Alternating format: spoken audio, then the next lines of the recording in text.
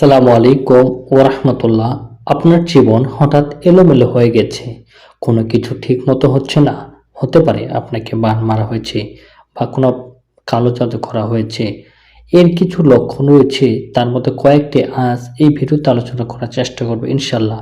শরীরের অজানা ব্যথা এক জায়গায় নয়, ঘুরে বেড়ায় সারা শরীরে।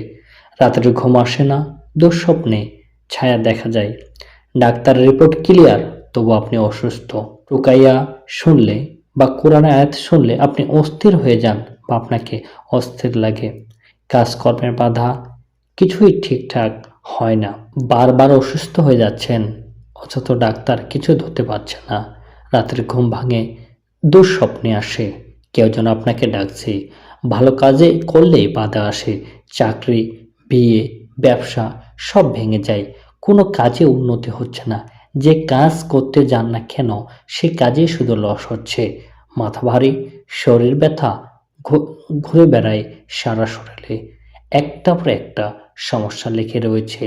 এগুলো কিন্তু কালো জাদু এবং ভার মারার লক্ষণ।